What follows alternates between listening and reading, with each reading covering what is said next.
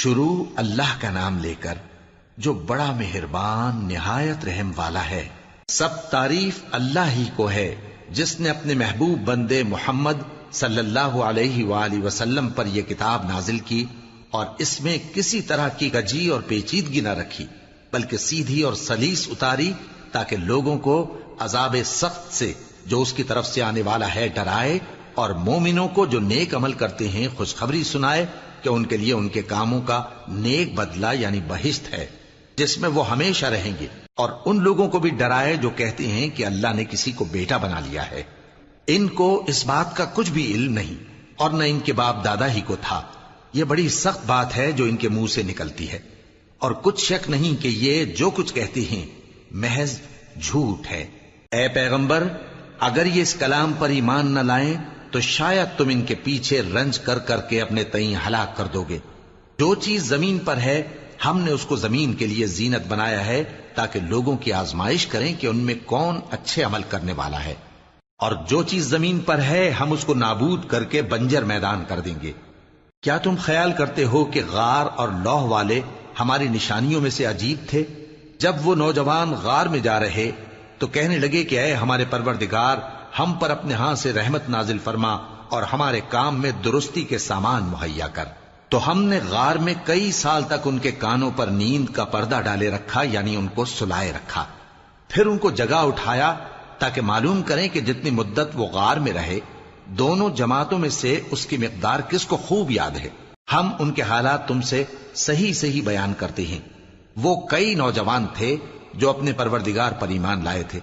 اور ہم نے ان کو اور زیادہ ہدایت دی تھی، اور ان کے دلوں کو مربوط یعنی مضبوط کر دیا۔ جب وہ اٹھ کھڑے ہوئے تو کہنے لگے کہ ہمارا پروردگار آسمانوں اور زمین کا مالک ہے، ہم اس کے سوا کسی کو معبود سمجھ کر نہ پکاریں گے۔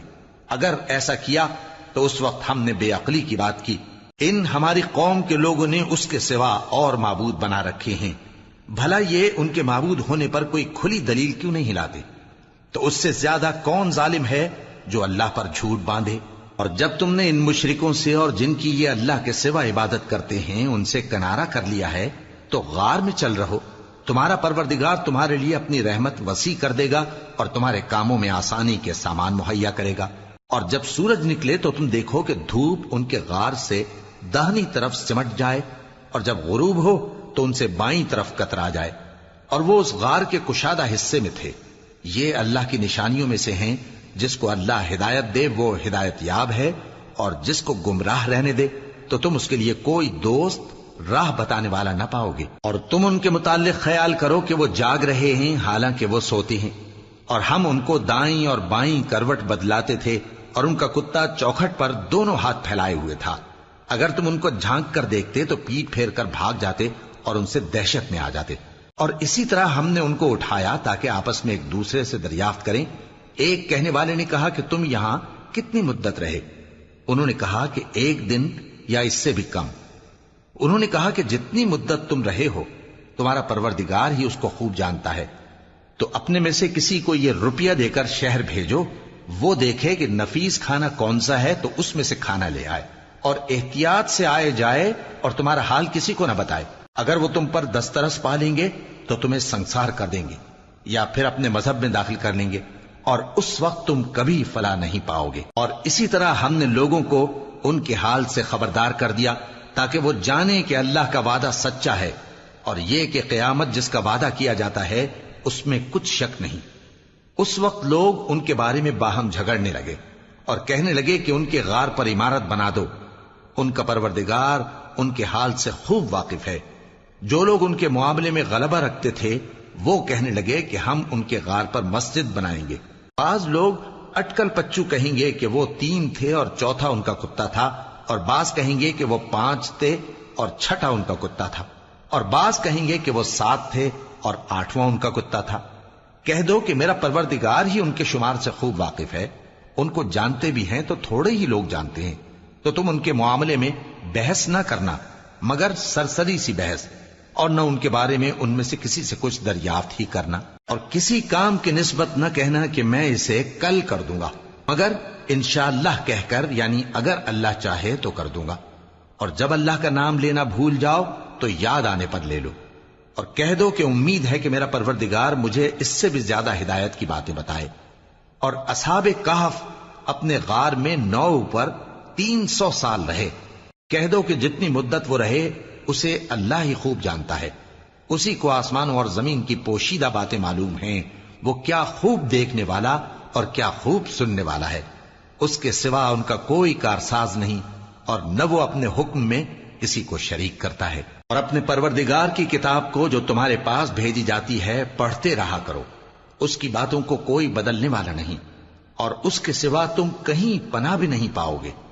اور جو لوگ صبح و شام اپنے پروردگار کو پکارتے اور اس کی خوشنودی کے طالب ہیں، ان کے ساتھ صبر کرتے رہو، اور تمہاری نگاہیں ان میں سے گزر کر اور طرف نہ دوڑیں کہ تم دنیاوی زندگی کی رونقوں کے خواستگار ہو جاؤ۔ اور جس شخص کے دل کو ہم نے اپنی یاد سے غافل کر دیا ہے اور وہ اپنی خواہش کی پیروی کرتا ہے اور اس کا کام حد سے بڑھ گیا ہے، اس کا کہا نہ ماننا۔ اور کہہ دو کہ لوگو یہ قرآن تمہارے پروردگار کی طرف سے برحق ہے، تو جو چاہے ایمان لائے اور جو چاہے کافر رہے۔ ہم نے ظالموں کے لیے دوزخ کی آگ تیار کر رکھی ہے جس کی قناتیں ان کو گھیر رہی ہوں گی، اور اگر فریاد کریں گے تو ایسے کھولتے ہوئے پانی سے ان کی داد رسی کی جائے گی جو پگھلے ہوئے تانبے کی طرح گرم ہوگا، اور جو ان کے چہروں کو بھون ڈالے گا۔ ان کے پینے کا پانی بھی برا اور آرام گاہ بھی بری۔ اور جو ایمان لائے اور کام بھی نیک کرتے رہے تو ہم نیک کام کرنے والوں کا اجر ضائع نہیں کرتے۔ ایسے لوگوں کے لیے ہمیشہ رہنے کے باغ ہیں جن میں ان کے محلوں کے نیچے نہریں بہ رہی ہیں، ان کو وہاں سونے کے کنگن پہنائے جائیں گے، اور وہ باریک دیبا اور اطلس کے سبز کپڑے پہنا کریں گے، اور تختوں پر تکیے لگا کر بیٹھا کریں گے۔ کیا خوب بدلہ اور کیا خوب آرام گاہ ہے۔ اور ان سے 2 شخصوں کا حال بیان کرو جن میں سے ایک کو ہم نے انگور کے 2 باغ عنایت کیے تھے اور ان کے گردا گرد کھجوروں کے درخت لگا دیے تھے، اور ان کے درمیان کھیتی پیدا کر دی تھی۔ دونوں باغ کثرت سے پھل لاتے اور اس کی پیداوار میں کسی طرح کی کمی نہ ہوتی، اور دونوں میں ہم نے ایک نہر بھی جاری کر رکھی تھی، اور اس طرح اس شخص کو ان کی پیداوار ملتی رہتی تھی۔ تو ایک دن جبکہ وہ اپنے دوست سے باتیں کر رہا تھا، کہنے لگا کہ میں تم سے مال و دولت میں بھی زیادہ ہوں اور جتھے اور جماعت کے لحاظ سے بھی زیادہ عزت والا ہوں، اور ایسی شیخیوں سے اپنے حق میں ظلم کرتا ہوا اپنے باغ میں داخل ہوا۔ کہنے لگا کہ میں نہیں خیال کرتا کہ یہ باغ کبھی تباہ ہو، اور نہ خیال کرتا ہوں کہ قیامت برپا ہو، اور اگر میں اپنے پروردگار کی طرف لوٹایا بھی جاؤں تو وہاں ضرور اس سے اچھی جگہ پاؤں گا۔ تو اس کا دوست جو اس سے گفتگو کر رہا تھا کہنے لگا کہ کیا تم اس ذات سے کفر کرتے ہو جس نے تم کو مٹی سے پیدا کیا، پھر نطفے سے، پھر تمہیں پورا آدمی بنایا؟ مگر میں تو یہ کہتا ہوں کہ اللہ ہی میرا پروردگار ہے، اور میں اپنے پروردگار کے ساتھ کسی کو شریک نہیں کرتا۔ اور جب تم اپنے باغ میں داخل ہوئے تو تم نے ما شاء اللہ لا قوت الا باللہ کیوں نہ کہا؟ اگر تم مجھے مال و اولاد میں اپنے سے کمتر دیکھتے ہو تو عجب نہیں کہ میرا پروردگار مجھے تمہارے باغ سے بہتر عطا فرمائے، اور تمہارے اس باغ پر آسمان سے آفت بھیج دے تو وہ صاف میدان ہو جائے، یا اس باغ کی نہر کا پانی گہرائی میں اتر جائے تو پھر تم اسے تلاش نہ کر سکو، اور اس کے میووں کو عذاب نے آ گھیرا اور وہ اپنی چھتریوں پر گر کر رہ گیا، تو جو مال اس نے اس پر خرچ کیا تھا اس پر حسرت سے ہاتھ ملنے لگا اور کہنے لگا کہ کاش میں اپنے پروردگار کے ساتھ کسی کو شریک نہ بناتا۔ اس وقت اللہ کے سوا کوئی جماعت اس کی مددگار نہ ہوئی اور نہ وہ بدلہ لے سکا۔ یہاں سے ثابت ہوا کہ حکومت سب اللہ کی ہے، جو معبود برحق ہے وہی بہترین ثواب عطا کرنے والا اور بہترین انجام لانے والا ہے۔ اور ان سے دنیا کی زندگی کی مثال بھی بیان کر دو کہ وہ ایسی ہے جیسے پانی جسے ہم نے آسمان سے برسایا تو اس کے ساتھ زمین کی پیداوار مل کر نکلی، پھر وہ چورا چورا ہو گئی کہ ہوائیں اسے اڑاتی پھرتی ہیں،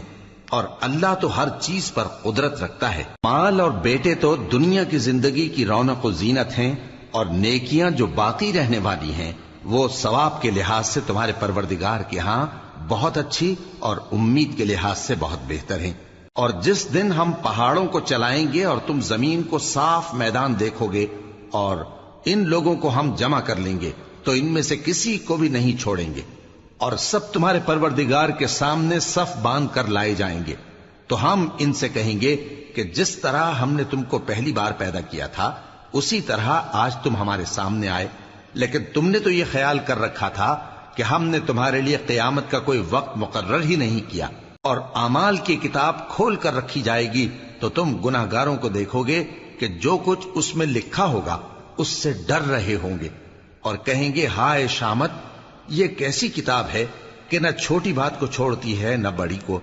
کوئی بات بھی نہیں مگر اسے لکھ رکھا ہے، اور جو جو عمل کیے ہوں گے سب کو حاضر پائیں گے، اور تمہارا پروردگار کسی پر ظلم نہیں کرے گا۔ اور جب ہم نے فرشتوں کو حکم دیا کہ آدم کو سجدہ کرو تو سب نے سجدہ کیا مگر ابلیس نے نہ کیا، وہ جنات میں سے تھا تو اپنے پروردگار کے حکم سے باہر ہو گیا۔ کیا تم اس کو اور اس کی اولاد کو میرے سوا دوست بناتے ہو، حالانکہ وہ تمہارے دشمن ہیں، اور شیطان کی دوستی ظالموں کے لیے اللہ کی دوستی کا برا بدل ہے۔ میں نے ان کو نہ تو آسمانوں اور زمین کے پیدا کرنے کے وقت بلایا تھا اور نہ خود ان کے پیدا کرنے کے وقت، اور میں ایسا نہ تھا کہ گمراہ کرنے والوں کو مددگار بناتا۔ اور جس دن اللہ فرمائے گا کہ اب میرے شریکوں کو جن کی نسبت تم معبود ہونے کا گمان رکھتے تھے بلاؤ، تو وہ ان کو بلائیں گے مگر وہ ان کو کچھ جواب نہ دیں گے، اور ہم ان کے درمیان ہلاکت کی ایک جگہ بنا دیں گے، اور گناہگار لوگ دوزخ کو دیکھیں گے تو یقین کر لیں گے کہ وہ اس میں پڑنے والے ہیں،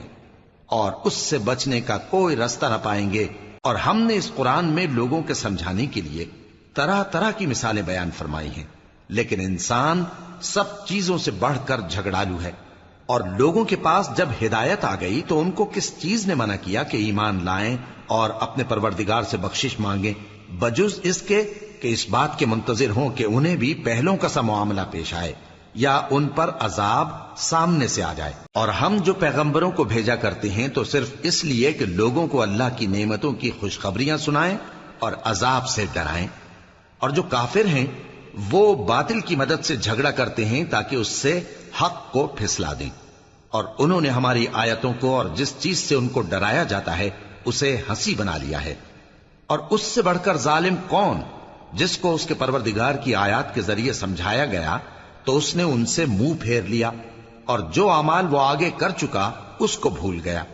ہم نے ان کے دلوں پر پردے ڈال دیے کہ اسے سمجھ نہ سکیں، اور کانوں میں ثقل پیدا کر دیا ہے کہ سن نہ سکیں، اور اگر تم ان کو رستے کی طرف بلاؤ تو کبھی رستے پر نہ آئیں گے، اور تمہارا پروردگار بخشنے والا صاحب رحمت ہے۔ اگر وہ ان کے کرتوتوں پر ان کو پکڑنے لگے تو ان پر جھٹ عذاب بھیج دے، مگر ان کے لیے ایک وقت مقرر کر رکھا ہے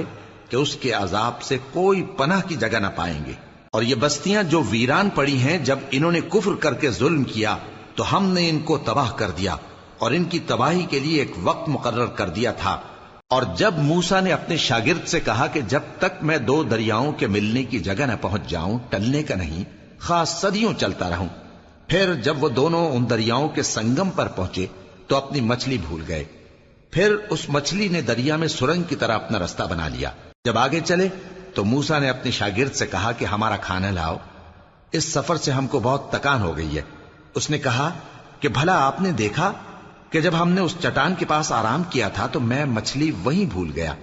اور مجھے آپ سے اس کا ذکر کرنا شیطان نے بھلا دیا، اور اس مچھلی نے عجیب طرح سے دریا میں اپنا رستہ بنایا۔ موسیٰ نے کہا یہی تو وہ مقام ہے جسے ہم تلاش کرتے تھے، تو وہ اپنے پاؤں کے نشان دیکھتے دیکھتے لوٹ گئے۔ وہاں انہوں نے ہمارے بندوں میں سے ایک بندہ دیکھا جس کو ہم نے اپنے ہاتھ سے رحمت خاص سے نوازا تھا اور اپنے پاس سے ایک خاص علم بخشا تھا۔ موسیٰ نے ان سے جن کا نام خضر تھا کہا کہ جو علم اللہ کی طرف سے آپ کو سکھایا گیا ہے، اگر آپ اس میں سے مجھے کچھ بھلائی کی باتیں سکھائیں تو میں آپ کے ساتھ رہوں۔ خضر نے کہا کہ تم میرے ساتھ رہ کر صبر نہیں کر سکو گے، اور جس بات کی تمہیں خبر ہی نہیں اس پر صبر کر بھی کیسے سکتے ہو؟ موسیٰ نے کہا اللہ نے چاہا تو آپ مجھے صابر پائیے گا، اور میں آپ کے ارشاد کے خلاف نہیں کروں گا۔ خضر نے کہا اگر تم میرے ساتھ رہنا چاہو تو شرط یہ ہے مجھ سے کوئی بات نہ پوچھنا جب تک میں خود اس کا ذکر تم سے نہ کروں۔ تو دونوں چل پڑے، یہاں تک کہ جب کشتی میں سوار ہوئے تو خضر نے کشتی کو پھاڑ ڈالا۔ موسیٰ نے کہا کیا آپ نے اس کو اس لیے پھاڑا ہے کہ سواروں کو غرق کر دی؟ یہ تو آپ نے بڑی عجیب بات کی۔ خضر نے کہا کیا میں نے نہیں کہا تھا کہ تم میرے ساتھ صبر نہ کر سکو گے؟ موسیٰ نے کہا کہ جو بھول مجھ سے ہوئی اس پر مواخذہ نہ کیجیے اور میرے معاملے میں مجھ پر مشکل نہ ڈالیے۔ پھر دونوں چلے،